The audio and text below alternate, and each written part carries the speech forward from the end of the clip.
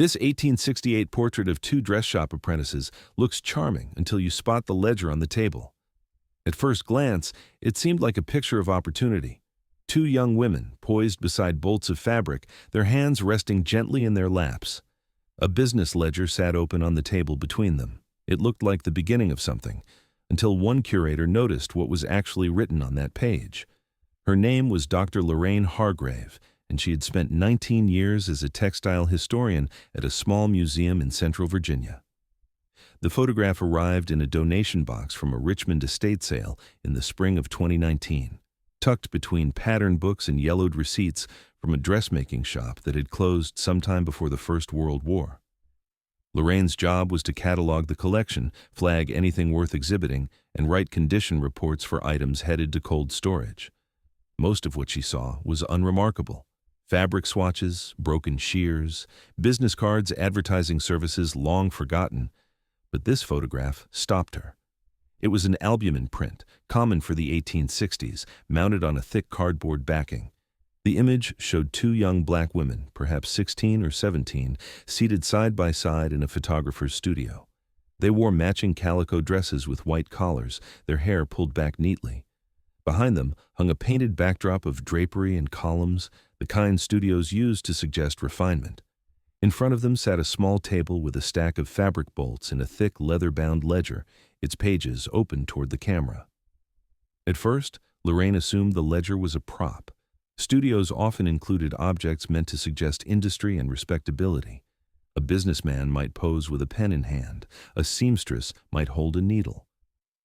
The ledger seemed like part of that visual vocabulary, a symbol of legitimate commerce. But something about the women's expressions unsettled her. Their faces were composed but not relaxed. Their posture was stiff, almost braced, and their hands, Lorraine noticed, were not resting gently. They were clasped tightly together, knuckles just visible beneath the folds of their skirts. She pulled out her magnifying loupe and leaned closer to the print. The ledger's pages were faintly legible.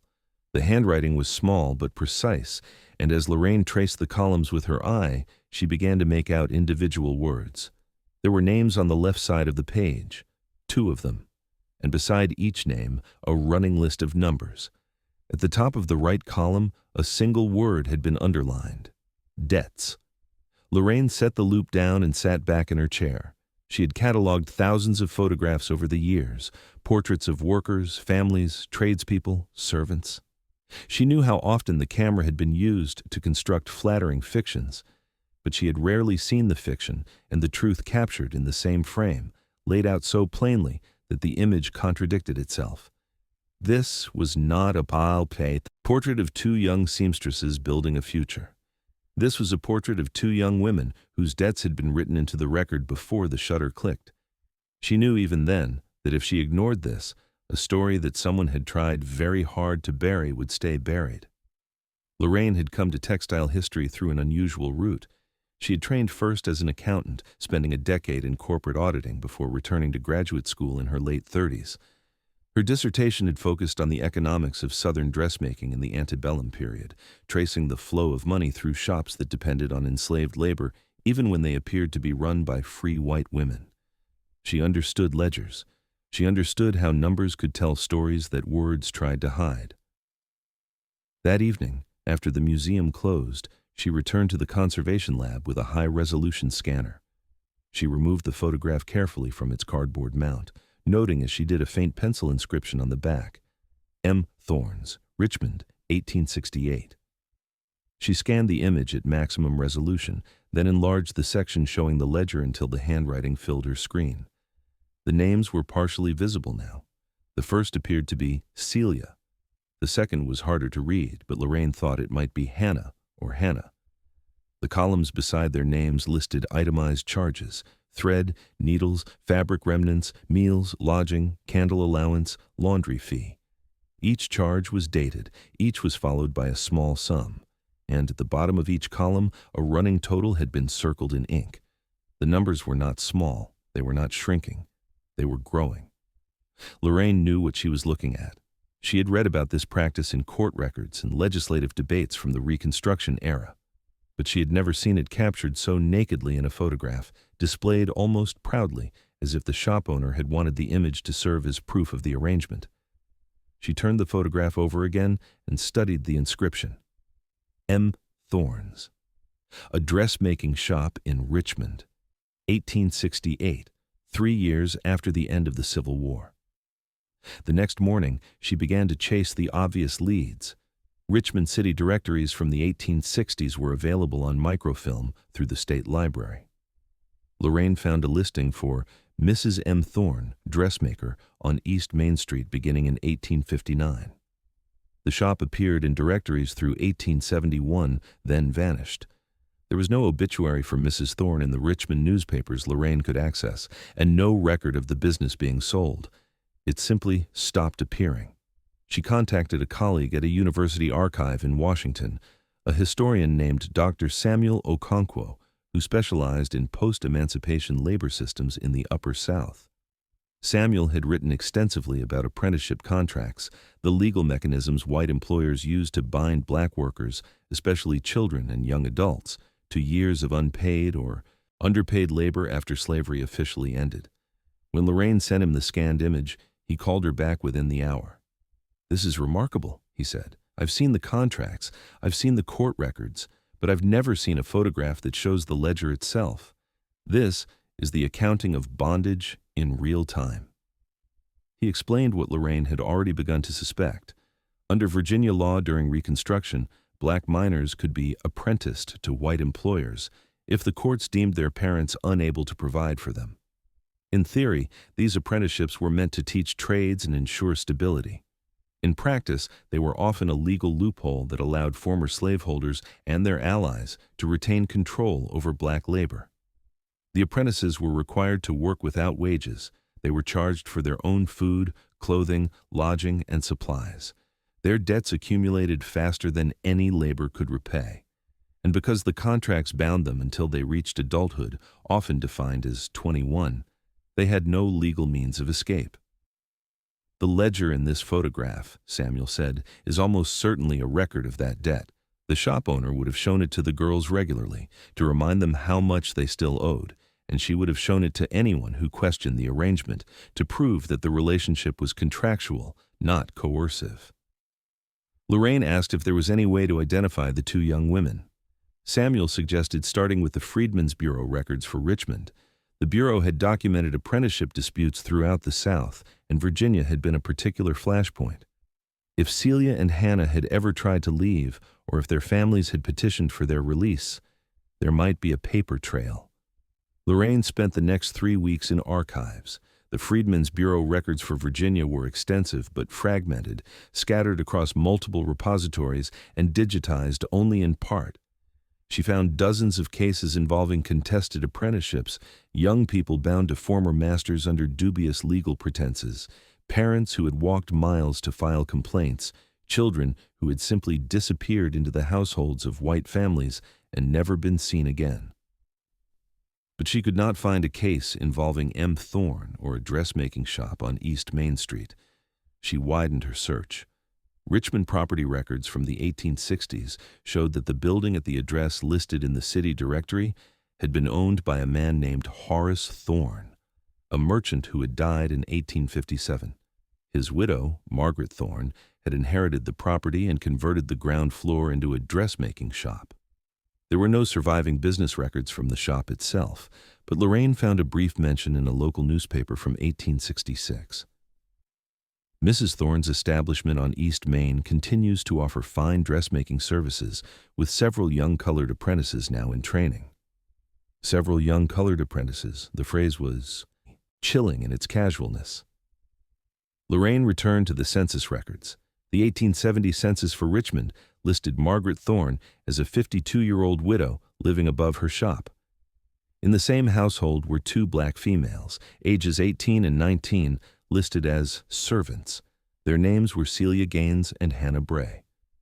Lorraine felt the floor shift beneath her. She had their names now, she had their ages, and she had the photograph, taken 2 years earlier, showing them seated beside a ledger that recorded their debts. The census did not list them as apprentices, it listed them as servants. But the distinction, Lorraine was beginning to understand, had been largely semantic.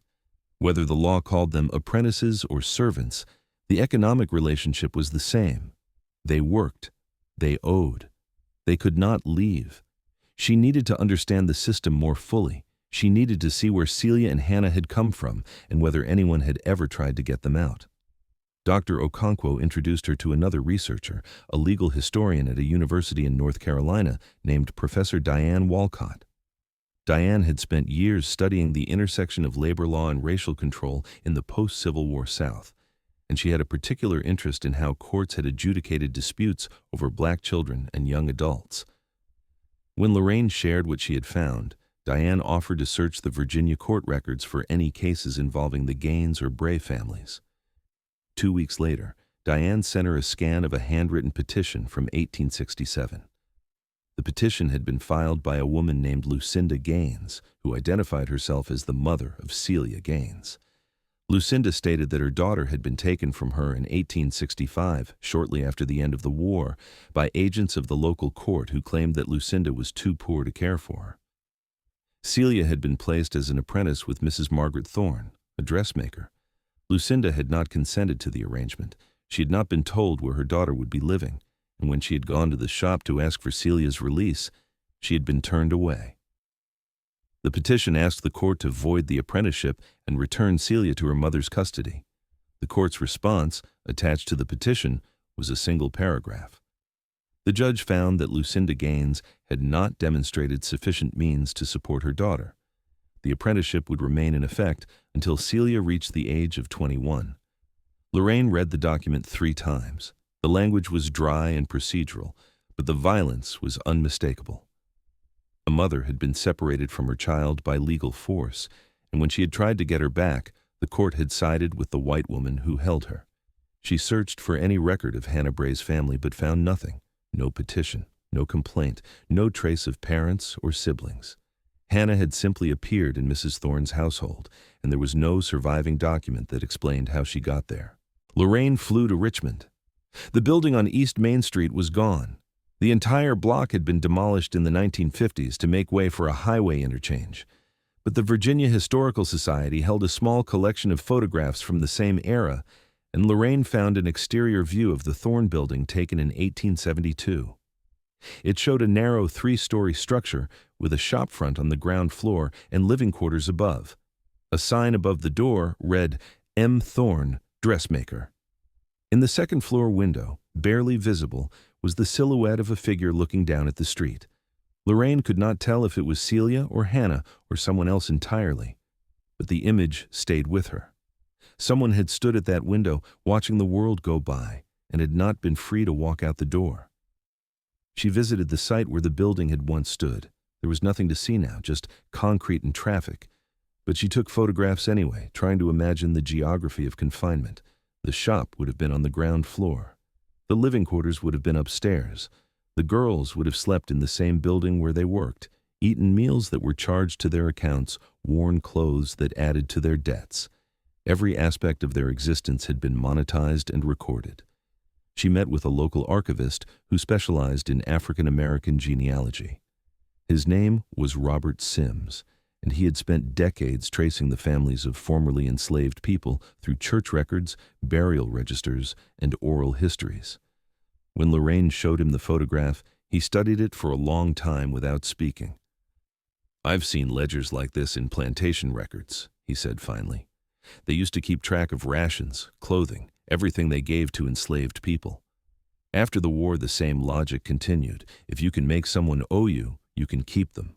He asked if Lorraine knew what had happened to Celia and Hannah after 1870. She did not. The 1880 census showed no record of either woman in Richmond. Margaret Thorne had died in 1874, according to a brief obituary in a local paper. The shop had closed, and Celia Gaines and Hannah Bray had vanished from the written record. Robert suggested checking the records of black churches in Richmond. Many formerly enslaved people had joined congregations immediately after the war, and church membership rolls sometimes captured information that secular records missed. He gave Lorraine the names of 3 churches that had been active in the 1860s and or 1870s. The Third Church, a Baptist congregation that had been founded by freed people in 1866, had surviving records from the period. Lorraine found them in a university archive, carefully preserved in acid-free folders. She turned the pages slowly, scanning the lists of names. And there, in the membership roll for 1875, she found an entry. Celia Gaines, received by letter, formerly of Richmond. Received by letter meant that Celia had transferred her membership from another church. She had left Richmond. She had survived. There was no entry for Hannah Bray. Lorraine spent another week searching for Hannah in church records, city directories, census returns, and death registers. She found nothing. Hannah had disappeared from the historical record after 1870, and there was no document that explained what had happened to her. It was Robert Sims who finally offered a possibility. "Sometimes," he said, "the silence is the story. If a young woman vanished from the records in that era, it usually meant one of a few things. She died, and no one recorded it. She moved somewhere her name wouldn't be written down. Or she was taken somewhere else, somewhere worse." He paused. There were labor agents who came through Virginia in the 1870s, recruiting black workers for plantations in the Deep South. They promised wages and housing. What they delivered was usually debt peonage on a larger scale. If Hannah was still bound to Mrs. Thorne when the shop closed, and if someone saw an opportunity to profit from transferring that debt to a new employer. He did not finish the sentence. He did not need to. Lorraine returned to her museum with a decision to make. The photograph had arrived as part of a routine donation. It had been slated for cataloging and storage, one image among hundreds. But now she understood what it contained. It was not a portrait of opportunity. It was evidence of a system designed to keep black women in bondage after slavery had supposedly ended, and it had been displayed, perhaps even sold, as a charming image of commerce and industry. She brought her findings to the museum's director, a man named Charles Whitfield, who had led the institution for nearly a decade. She laid out the photograph, the ledger entries, the court petition, the census records, and the church membership roll. She explained what the image revealed about post-emancipation labor exploitation and why she believed it deserved a prominent place in the museum's next exhibition. Charles listened carefully. He asked good questions, and then he said something that made Lorraine's chest tighten. "This is fascinating research," he said, "but I'm not sure our donors are ready for this kind of story. We've always presented ourselves as a museum of craft and design. If we start framing our collection as evidence of exploitation, we risk alienating the people who fund our work." Lorraine pointed out that the museum had already told stories about labor. It had exhibited tools used by enslaved craftspeople. It had displayed garments made in Southern workshops before the war. The history of exploitation was already embedded in the collection. The only question was whether the museum would acknowledge it. Charles nodded slowly. "I understand your point," he said, "but there's a difference between acknowledging a difficult history and centering it. If we build an exhibition around this photograph, we're making a statement about who we are as an institution. And I'm not sure the board is prepared to make that statement." He suggested forming a committee to review the proposal. The committee would include curators, board members, and outside consultants. They would meet over the course of several months, discuss the implications, and make a recommendation. Lorraine agreed because she had no other choice. The committee met 4 times over the fall and winter. Each meeting followed the same pattern. Lorraine presented her research. A few committee members expressed support. Others raised concerns about balance and context and not wanting to seem political. One board member, a retired attorney whose family had donated several major pieces to the collection, questioned whether the ledger entries really proved what Lorraine claimed they proved. "Couldn't this just be a record of normal business expenses?" he asked. "Apprentices in that era often paid for their own supplies. That doesn't necessarily mean they were being exploited." Lorraine explained again that the debts recorded in the ledger grew over time rather than shrinking. She explained that Celia's mother had petitioned the court for her daughter's release and been denied. She explained that the legal structure of apprenticeship in Reconstruction Virginia had been designed specifically to prevent black workers from leaving. The attorney shrugged. "That's one interpretation," he said. By the 4th meeting, Lorraine had begun to lose hope. The committee seemed inclined to recommend a compromise. The photograph would be included in a general exhibition about post-war Richmond, But it would not be the centerpiece. The wall text would describe the complex history of apprenticeship without using words like exploitation or bondage. The ledger would be mentioned but not emphasized. It was Dr. Okonkwo, invited to the final meeting as an outside expert, who shifted the debate. He had brought copies of 3 other photographs from the same period, images he had found in archives across the South. Each showed young black workers posed beside similar ledgers or account books.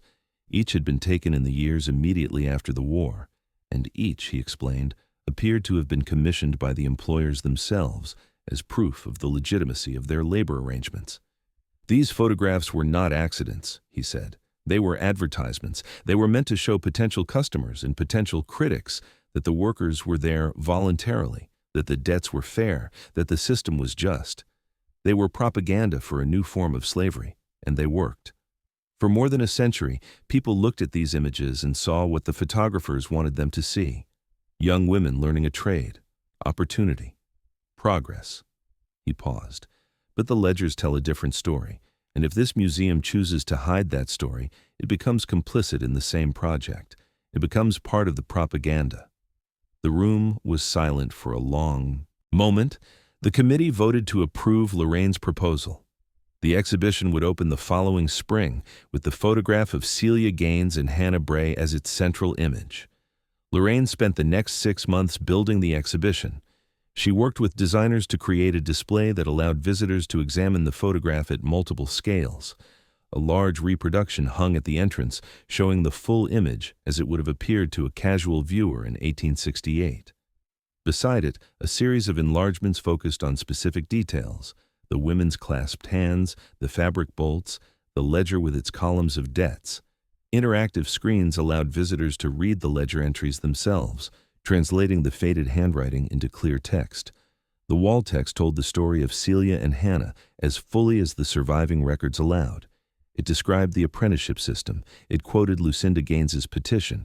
It explained what the debts represented and why the women could not escape them. And it acknowledged what could not be known, what happened to Hannah after 1870, whether Celia ever saw her mother again, whether either woman ever spoke publicly about what they had endured. Lorraine had also reached out to descendants. Through genealogical research and collaboration with Robert Sims, she had located a family in North Carolina who traced their lineage to Celia Gaines. Celia had eventually married, had children, and lived until 1921. Her descendants had never heard the story of the ledger. They had never seen the photograph. When Lorraine showed them the image, Celia's great-great-granddaughter, a woman named Denise Holloway, stared at it for a long time. "She looks so young," Denise said finally. "She looks like she's trying to hold herself together." Denise agreed to speak at the exhibition's opening. She stood in front of the photograph and told the audience what it meant to see her ancestor captured in that moment, posed beside a record of her own bondage. She spoke about the silence that had surrounded this history in her family, the stories that had been lost or suppressed, and she spoke about what it meant to have the truth finally acknowledged. "For 150 years, she said, people looked at this photograph and saw 2 girls learning to sew. They didn't see the chains. They didn't see the debt. They didn't see the woman who walked to a courthouse to beg for her daughter's freedom and was turned away. Now they will." The exhibition ran for 8 months. It was reviewed in national publications. It was cited in academic papers. It prompted other museums to re-examine their own collections, to look more closely at the ledgers and account books and photographs they had filed away as routine business records. Lorraine received letters from researchers across the country who had found similar evidence in their own archives. Photographs of black workers posed beside tools and supplies, their debts recorded just out of frame. Contracts that promised training and delivered servitude. Court records that showed how the legal system had been weaponized to keep black families apart. The system had been vast. It had operated in plain sight, and it had been hidden in photographs that told a different story. Images that looked like progress but documented bondage. Lorraine kept the photograph of Celia and Hannah on her desk for months after the exhibition closed. She studied it often, trying to see what she might have missed: the way Celia's fingers pressed against her palm, the slight tilt of Hannah's head, the ledger, open and legible, a record that the photographer had chosen not to hide. She thought about all the other photographs in all the other archives, the portraits of black workers in fields and factories and homes, the images that had been used for more than a century to illustrate stories of opportunity and uplift. How many of them, she wondered, had ledgers just out of frame? How many of them had debts that could never be repaid? The camera, she had learned, was never neutral. It recorded what its owner wanted to preserve, and what respectable white Southerners had wanted to preserve in the years after slavery officially ended was the appearance of consent, the appearance of fairness, the appearance of a system that rewarded hard work and punished only the lazy. But the ledgers told the truth, the numbers did not lie. And once you learned to read them, you could not unsee what they revealed. There is a photograph in a Virginia museum that most visitors walk past without stopping. It shows two young black women seated beside a stack of fabric bolts. They wear matching dresses. Their hair is neatly arranged. A ledger rests on the table between them, its pages open toward the camera. For 100 years, this photograph was filed under Trade and Commerce. It was labeled as an image of opportunity. It was used to illustrate how formerly enslaved people had found new paths after the war. But if you look closely, you can read what the ledger says. And what it says is that Celia Gaines and Hannah Bray were not apprentices. They were not employees. They were debtors, bound to a system that had been designed to keep them in place, to extract their labor without payment, to turn their freedom into a fiction recorded in columns of ink. The photograph captured them in that moment, their hands clasped, their faces composed, their debts growing with every stitch they sewed. And somewhere in that image, if you look hard enough, you can see them holding on.